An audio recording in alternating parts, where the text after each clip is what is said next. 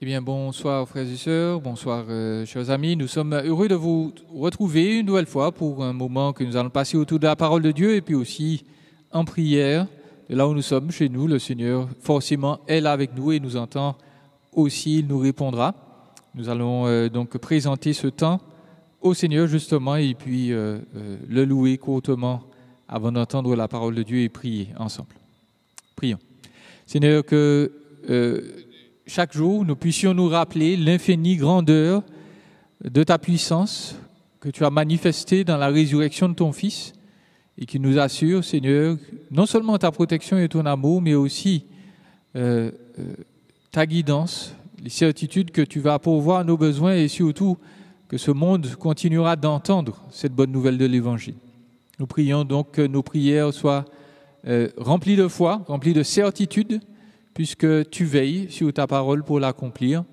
Nous vivons dans des temps difficiles, mais nous croyons que toi, tu es un Dieu tout-puissant qui pourvoira aux besoins de tes enfants et qui fera en sorte que ton nom sera annoncé et aimé dans tout le monde. Nous te remercions pour ces certitudes dans le nom précieux de Jésus. Amen. Nous chantons donc le Sauveur, ses souffrances pour nous et surtout la grâce infinie que nous avons reçue qui vaut mieux que la vie.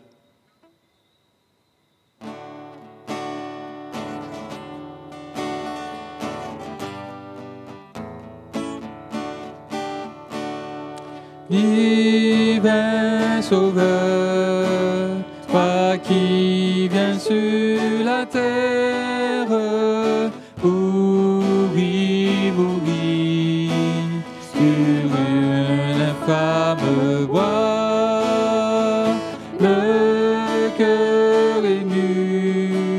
J'approche du calvaire, que ton esprit m'enseigne à contempler ta croix.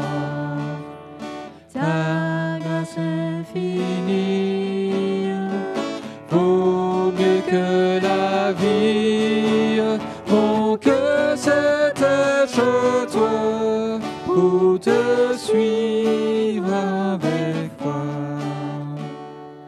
Là je puis voir la grandeur de l'abîme où par amour Jésus est descendu et les tourments de la sainte victime me disent que je me sens Christ, j'étais perdu. Ta grâce infinie vaut mieux que la vie, mon cœur s'attache à toi pour te suivre avec foi. Mon seul refuge est dans ta meurtrissure. Là j'ai trouvé le pardon et la paix. Et sous le sang qui lave ma souillure, je puis de tout péché rester libre à jamais. Ta grâce infinie vaut mieux que la vie, mon cœur s'attache à toi pour te suivre avec toi. Jusqu'à la fin, Jésus, ma confiance sera toujours dans le sang de ta croix. C'est dans mon cœur cette ferme assurance et que toujours aussi j'obéisse à ta voix. ta grâce m'enivre. Pour toi je veux vivre, Jésus, de ton amour, remplis-moi chaque jour.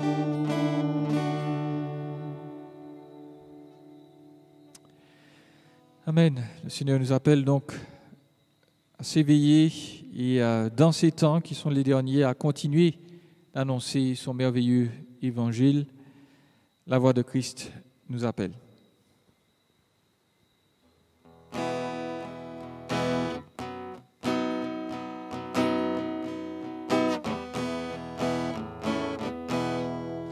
La voix de Christ nous appelle, il est temps de s'éveiller.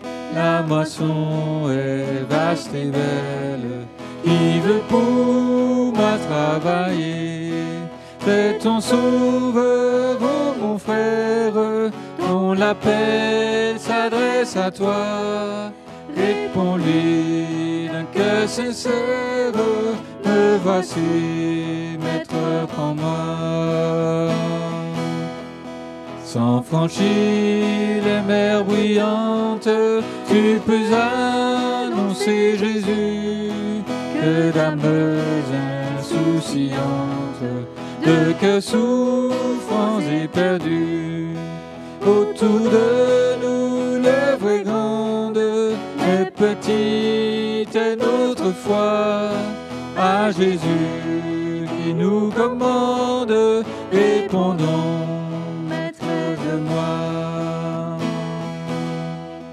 Si d'un sublime langage tu n'as pas reçu le don, tu peux rendre témoignage quand Jésus est le pardon. À ton frère tu peux dire ce que Christ a fait pour toi, pour que lui-même t'inspire, et lui-même enseigne-moi. Mais que nul ne nous entende dire encore je ne peux rien, lorsque Jésus nous commande de faire et d'aimer le bien. Poursuivons l'œuvre bénie avec zèle, amour et foi, puis notre tâche finie, nous dirons, Maître, prends-moi.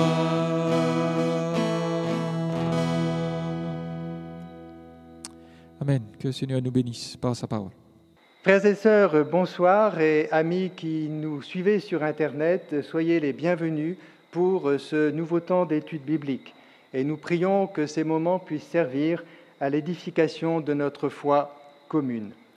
Ne vous est-il jamais arrivé d'être interpellé par des incroyants qui montraient du doigt l'émiettement de la chrétienté?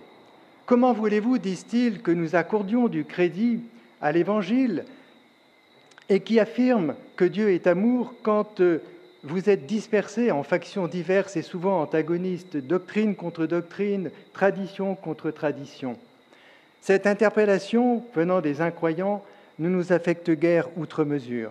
Nous savons en effet que l'homme naturel ne supporte pas l'Évangile, car l'Évangile met le doigt sur son péché et il appelle à la repentance. Il n'est donc pas étrange qu'un incroyant cherche des prétextes pour se distancer de l'Évangile et même le rejeter. Mais cette interpellation est souvent entendue, et parfois entendue, je dirais, dans les milieux chrétiens. Et cela peut nous troubler.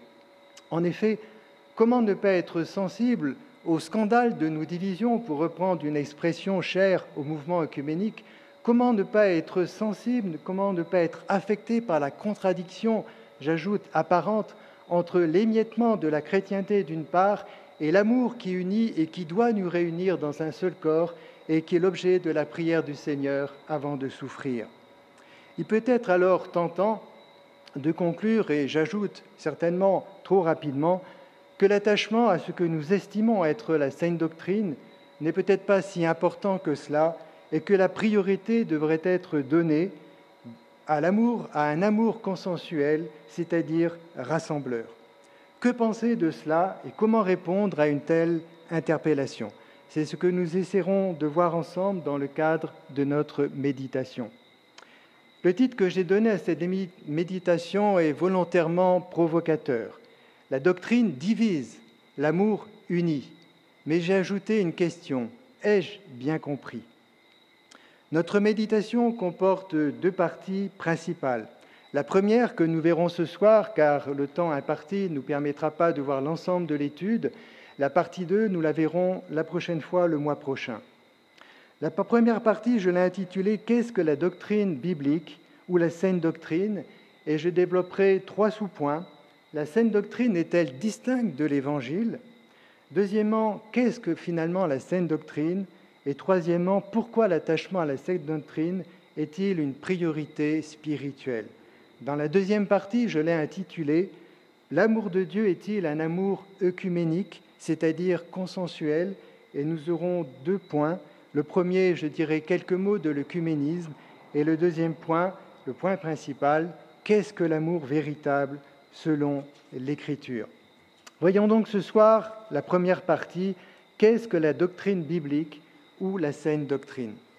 Et je crois que pour répondre à cette question, il convient tout d'abord de vérifier si la doctrine, sous-entendue la saine doctrine, celle qui s'appuie sur l'Écriture seule, et l'Évangile sont distincts l'un de l'autre ou non. Peut-on les séparer? Cette vérification, frères et sœurs, est importante, car toutes les communautés ecclésiales, tous les mouvements chrétiens se réfèrent ou se réclament de l'Évangile, et plusieurs cependant minimisent et parfois même rejettent la recherche et l'attachement à la saine doctrine en disant qu'elle est néfaste, qu'elle peut être néfaste à l'unité du peuple de Dieu. Je vous invite à une première lecture qui s'affichera probablement sur votre écran. Dans l'épître de Paul aux Romains, chapitre 1, nous lirons les versets 1 à 6. Romains, chapitre 1, versets 1 à 6. Paul, serviteur de Jésus-Christ, appelé à être apôtre, mis à part pour annoncer l'évangile de Dieu, évangile qui avait été promis auparavant de la part de Dieu par ses prophètes dans les Saintes Écritures, il concerne son Fils, né de la postérité de David selon la chair, déclaré Fils de Dieu avec puissance selon l'Esprit de sainteté par sa résurrection d'entre les morts, Jésus-Christ notre Seigneur.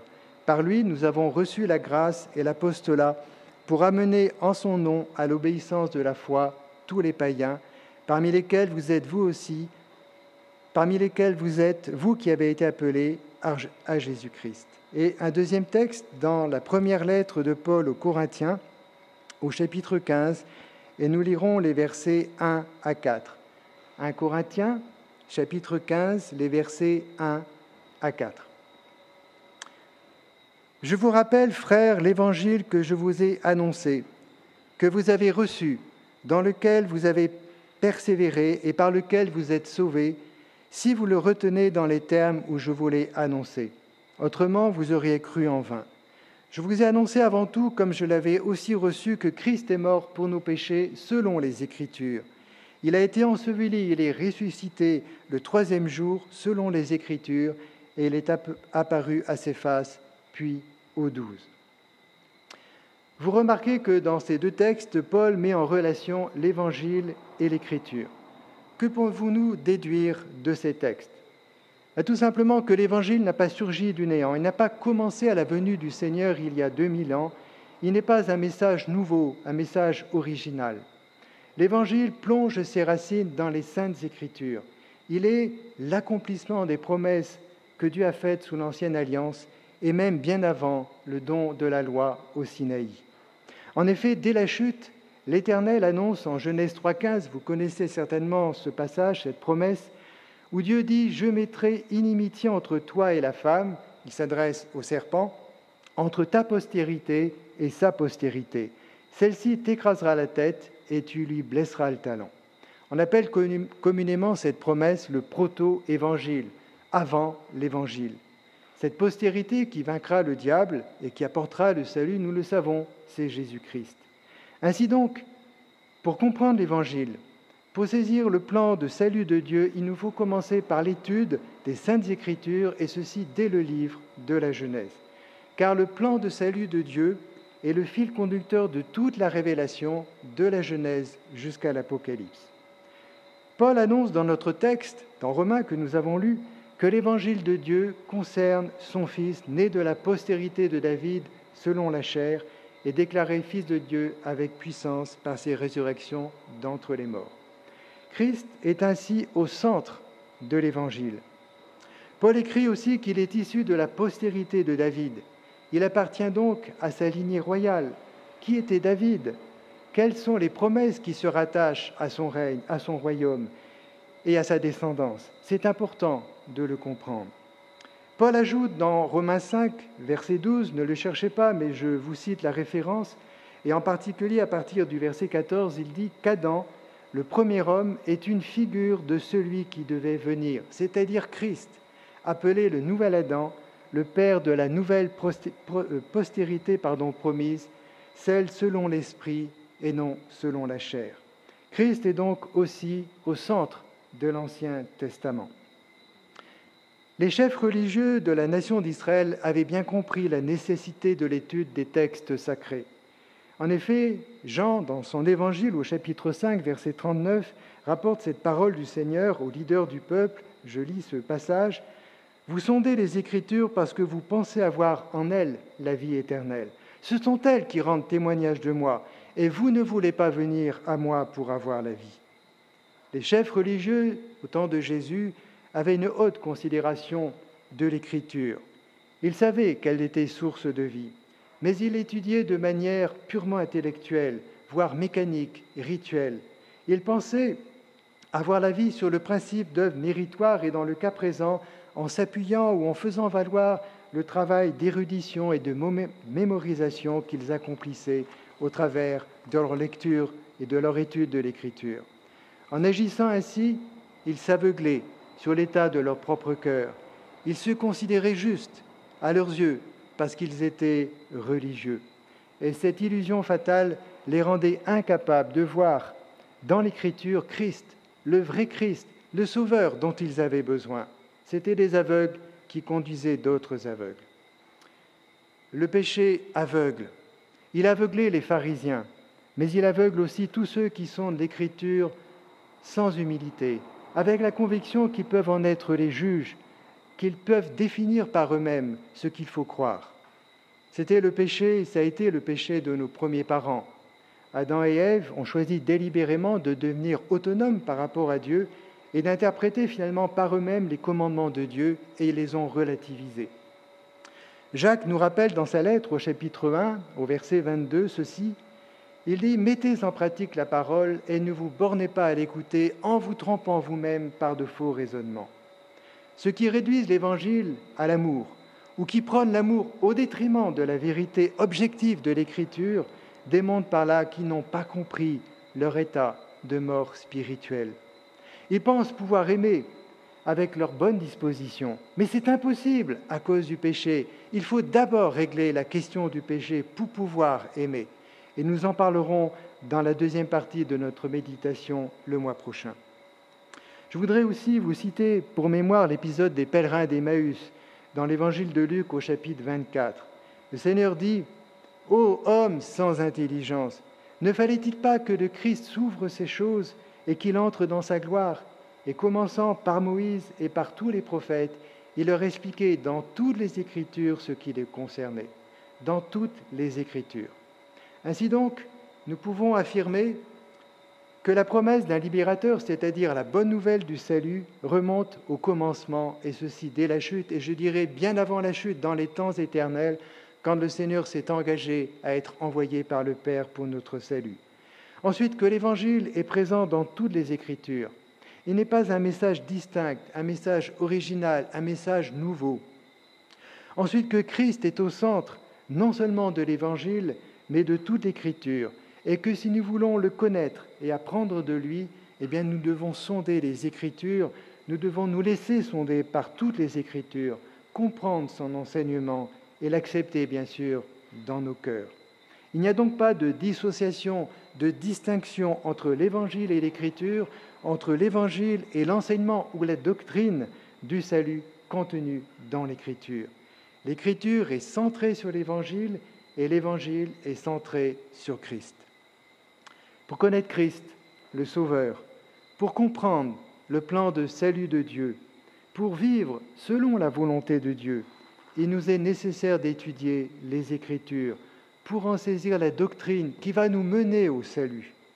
Car la saine doctrine n'est pas autre chose que le message de l'Évangile dans toute sa profondeur, dans toute sa perfection. C'est notre deuxième point. Qu'est-ce donc en effet que la doctrine, la saine doctrine, et que recouvre-t-elle ? Revenons à l'Épître aux Romains et nous lirons un autre passage, toujours au chapitre 1, les versets 13 à 17. Romains chapitre 1, je lirai les versets 13 à 17. « Je ne veux pas vous laisser ignorer, frères, que j'ai souvent formé le projet d'aller vous voir afin de recueillir quelques fruits parmi vous, comme parmi les autres nations. Mais j'en étais empêché jusqu'ici. Je me dois aux Grecs et aux barbares, aux savants et aux ignorants. Aussi j'ai un vif désir de vous annoncer aussi l'Évangile à vous qui êtes à Rome. Car je n'ai point honte de l'Évangile. C'est la puissance de Dieu pour le salut de quiconque croit, du Juif premièrement, puis du Grec, parce qu'en lui est révélée la justice de Dieu par la foi et pour la foi, selon qu'il est écrit, le juste vivra par la foi. » Paul écrit dans ce texte qu'il a un vif désir d'annoncer l'Évangile aux frères et sœurs de l'Église de Rome. Va-t-il devoir leur rappeler les premiers rudiments des oracles de Dieu, comme l'auteur de l'Épître aux Hébreux a été amené à le faire ? Quel est donc le contenu de la lettre aux Romains ? Si vous parcourez l'Épître aux Romains, vous constaterez qu'elle est l'une des plus doctrinales du Nouveau Testament. Paul y aborde en effet en profondeur plusieurs doctrines fondamentales de la foi. La culpabilité de l'humanité et sa juste condamnation, la justification et la sanctification, l'engagement ou la consécration du chrétien pour une vie juste devant Dieu, mais aussi devant les hommes, l'amour fraternel et le respect mutuel. Et Paul appelle ceci « annoncer l'Évangile ». Frères et sœurs, chers amis qui nous suivez sur le net, l'Évangile est plus que le pardon des péchés. Il rassemble les vérités fondamentales nécessaires à notre salut et à une vie conforme à sa volonté. Cet ensemble de vérités fondamentales constitue ce que nous appelons la saine doctrine. L'apôtre Jean la nomme aussi la doctrine de Christ. Dans sa deuxième lettre, au verset 9, je lis, il dit ceci, « Quiconque va plus loin et ne demeure pas dans la doctrine de Christ n'a point Dieu. Celui qui demeure dans cette doctrine a le Père et le Fils. » Jésus-Christ n'est pas venu nous parler simplement d'amour. Il n'est pas le Jésus Peace and Love des années 60 comme on a voulu le transformer. Jésus-Christ est venu avec une doctrine, la sienne. Et cette doctrine, il a confiée à ses apôtres. Dans Matthieu 28, au verset 18 et 20, Jésus leur déclare « Tout pouvoir ou toute autorité m'a été donnée dans le ciel et sur la terre. Faites de toutes les nations des disciples, les baptisant au nom du Père, du Fils et du Saint-Esprit. » Et il ajoute « Enseignez-leur à observer tout ce que je vous ai prescrit. » Tout ce que je vous ai prescrit. C'est cela la doctrine de Christ. Mais il y a aussi une doctrine concernant Christ. Et cette doctrine qui se rattache à la personne de Christ, eh bien, elle est vitale pour que nous puissions entrer dans le salut. Dans Jean 8, au verset 23 et 24, je lis ceci. Jésus leur dit, en s'adressant aux Juifs, « Vous êtes d'en bas, moi je suis d'en haut. Vous êtes de ce monde, moi je ne suis pas de ce monde. C'est pourquoi je vous ai dit que vous mourrez dans vos péchés. Car si vous ne croyez pas ce que je suis, et littéralement, il dit précisément, si vous ne croyez pas que je suis, c'est-à-dire Dieu en vérité, et Yahweh de l'Ancien Testament, vous mourrez dans vos péchés. » Ne pas demeurer dans la doctrine de Christ, c'est la preuve, dit Jean, que nous n'avons ni le Père ni le Fils. Et c'est donc la preuve que nous ne sommes pas encore sauvés. Cela nous amène donc à la question suivante, et c'est notre troisième et dernier point. Pourquoi la recherche de la saine doctrine est-elle une priorité pour nos vies individuelles et pour nos vies d'Église ? Je vous suggère deux raisons principales. La connaissance de la doctrine de Christ et l'obéissance à son enseignement est absolument nécessaire pour grandir en Christ et être affermi en lui. Et une deuxième raison, que je pense importante, la doctrine de Christ est le combat de tous les siècles, et particulièrement de la fin des temps. Et nous allons lire un troisième passage, cette fois-ci dans l'épître de Paul aux Éphésiens, au chapitre 4. Nous lirons les versets 10 à 16. Éphésiens 4, versets 10 à 16. Celui qui est descendu, c'est le même qui est monté au-dessus de tous les cieux afin de remplir toutes choses. Il a donné les uns comme apôtres, les autres comme prophètes, les autres comme évangélistes, les autres comme pasteurs et docteurs ou enseignants, pour le perfectionnement des saints, en vue de l'œuvre du ministère et de l'édification du corps de Christ, jusqu'à ce que nous soyons tous parvenus à l'unité de la foi et de la connaissance du Fils de Dieu, à l'état d'homme fait, à la stature parfaite de Christ. Ainsi, nous ne serons plus des enfants flottants, emportés à tout vent de doctrine par la tromperie des hommes, par leur ruse dans les moyens de séduction. Mais en professant la vérité dans l'amour, nous croîtrons à tous égards en celui qui est le chef, Christ. C'est de lui, et grâce à tous les liens de son assistance, que tout le corps, bien coordonné et formant un solide assemblage, tire son accroissement selon la force qui convient à chacune de ses parties et s'édifie lui-même dans l'amour.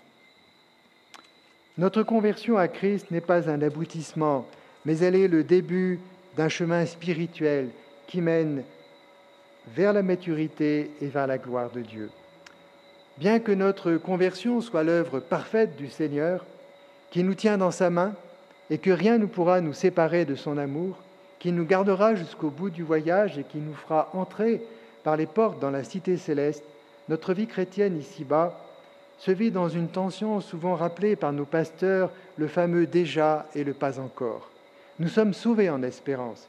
Nous attendons l'accomplissement de notre salut, c'est-à-dire le retour en gloire de notre Seigneur et notre résurrection corporelle. Mais nous n'attendons pas ce moment glorieux, les bras ballants, dans la passivité. Nous sommes appelés, nous dit Paul, à croître en Christ, à affermir notre vocation, c'est-à-dire notre appel au salut.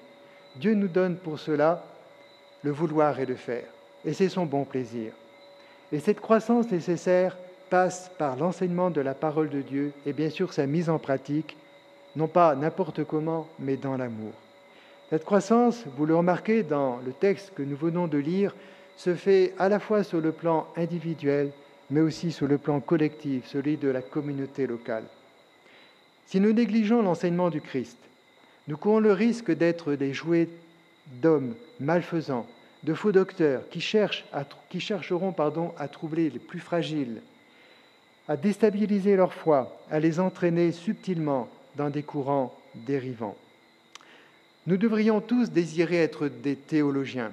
Je sais que ce mot peut faire peur, parce que quand on parle de théologien, on peut voir des grands intellectuels qui ont passé un cursus dans une école biblique ou un institut. Mais il y a un minimum à savoir de la saine doctrine, et c'est l'exhortation de l'apôtre Paul. En donnant cet avertissement au verset 14 et 15, l'apôtre ne dit pas que nous pourrions perdre le salut. Ceci n'est contraire à l'Écriture. Dieu nous en garde. Mais comme nous le voyons dans les lettres aux 7 églises de l'Apocalypse, par exemple, une église locale qui n'enseigne pas la doctrine de Christ peut partir à la dérive et finalement finir par apostasier. Les églises de Sardes et de Laodicée en sont un exemple. Elles sont en mauvaise santé spirituelle. Le Seigneur a de sérieux reproches à leur faire, et particulièrement à l'église de Laodicée. Elle a abandonné les richesses de Christ pour se tourner vers des richesses incertaines, de vaine gloire. Parce que tu es tiède, dit le Seigneur, et que tu n'es ni froid ni bouillant, je te vomirai de ma bouche. Cette église locale court le risque de perdre son chandelier. Frères et sœurs, les Saintes Écritures ne contiennent pas la parole de Dieu. Elles sont la parole de Dieu. Dieu a choisi de nous faire connaître sa vérité par des mots, par une écriture lisible et compréhensible par tous. La foi vient de ce qu'on entend et ce qu'on entend de la parole de Christ. Romains 10, 17. C'est la raison pour laquelle il nous faut prier et soutenir ceux qui travaillent à traduire les Saintes Écritures dans les langues des peuples. Et ce sera l'un des sujets de prière que je citerai ce soir tout à l'heure. Dieu se révèle par sa parole. Et elle a la puissance, de nous sauver, de nous transformer, de nous faire connaître le Dieu véritable. C'est la raison pour laquelle cette sainte écriture est l'objet d'attaques infernales, et ceci depuis le début, depuis le commencement. Dès l'origine, le diable cherche à mettre en doute la parole de Dieu. Et vous connaissez sa question, Dieu a-t-il réellement dit? Est-ce que c'est vrai? Est-ce que vous avez bien compris? Le diable sait bien que cette parole, si nous la retenons telle que nous l'avons reçue, c'est le texte que nous avons lu au début, le diable sait que cette parole sauve, que cette parole édifie, elle console, elle fortifie. Et il ne peut le supporter. Et il va chercher par toutes ces manœuvres subtiles à la dévaloriser ou bien à la tronquer et à distraire les hommes loin de la vérité. Et ça marche, et ça peut marcher, et ça marche, parce que beaucoup de ceux qui fréquentent les églises connaissent mal la doctrine de Dieu et pas suffisamment pour réfuter l'erreur. Prions, et c'est un autre sujet de prière ce soir, prions pour nos enseignants pasteurs. Leur ministère est stratégique, car l'ouvrage spirituel auquel ils se donnent, auquel ils donnent de leur force, n'est autre que l'Église du Seigneur, c'est-à-dire la colonne et l'appui de la vérité. Et ce n'est pas rien, ils ont besoin de nos prières. Et comme cela a été rappelé à plusieurs reprises, c'est dans l'Église locale que nous pouvons grandir spirituellement, pas ailleurs. Le Seigneur l'a voulu ainsi, et il a certainement raison, et il a raison. Voilà donc cette première partie sur la saine doctrine, sur le fait qu'elle ne peut pas être dissociée, distincte de l'Évangile, que l'Évangile n'est pas quelque chose de différent, mais que l'Évangile, c'est la saine doctrine, et que si nous voulons parvenir au salut et goûter les merveilles du salut, apprendre à connaître notre Seigneur, eh bien, il nous faut nous verser dans l'Écriture, non pas comme les scribes et les pharisiens, d'une manière mécanique, d'une manière rituelle, intellectuelle, mais bien sûr en la mettant en pratique. Nous allons terminer par la prière, et puis ensuite je vais donner quelques sujets de prière. Prions. Seigneur notre Père, nous voulons te remercier pour ta parole. Merci parce que tu as voulu nous donner, nous expliquer, nous révéler ta vérité par des mots que nous pouvons comprendre, que nous pouvons lire dans notre langue. Nous te remercions, Seigneur, pour tous ceux qui la dispensent au loin comme auprès, pour tous ceux qui la traduisent afin qu'elle soit accessible. Seigneur, merci de nous avoir permis de goûter à cette parole. Et nous te prions, Seigneur, que tu nous aides à nous laisser sonder, à l'étudier, à être attentifs à ce que tu nous dis, à être vigilants, car nous savons que le diable rôde comme un lion rugissant, cherchant qui il pourra dévorer. Aide-nous, Seigneur, à nous fonder sur ta parole. Aide-nous à être affermis par ta parole. Aide-nous à la mettre en pratique et à vivre selon ta parole. C'est notre prière et nous te le demandons au nom de notre Seigneur Jésus-Christ. Voici donc quelques sujets de prière. Prions pour nos pasteurs, comme je l'ai dit, pour que le Seigneur les renouvelle, qu'il les instruise, afin qu'ils puissent nous dispenser avec droiture la bonne parole de Dieu dont nous avons besoin et qui nous aidera à progresser dans la foi. Prions aussi pour ceux qui sont au loin et qui proclament l'évangile du salut, les missionnaires. Et ce soir en particulier, nous voulons consacrer ce moment à eux, pour eux.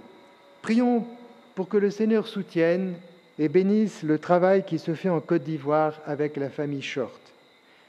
Prions pour l'ouverture prochaine du dispensaire, le mois prochain, au mois d'octobre. Que ce dispensaire soit un moyen utile pour le témoignage que nos amis veulent rendre dans cette région, majoritairement musulmane. Prions pour ceux qui se sont donnés au Seigneur dans cette population et qui subissent le rejet de la part de leur propre famille. Prions aussi pour la protection des missionnaires. Toute la région nord de l'Afrique subsaharienne est visitée par des groupes islamistes qui s'attaquent aux chrétiens. Prions aussi donc pour le travail qui reste à faire pour l'édition de la Bible en Moncolé, qu'il soit mené ce travail à bien par notre sœur Hilary de Neufchâtel et que cette Bible puisse être bientôt diffusée auprès du peuple moncolais qui l'attend dans sa propre langue. Prions pour la santé des missionnaires.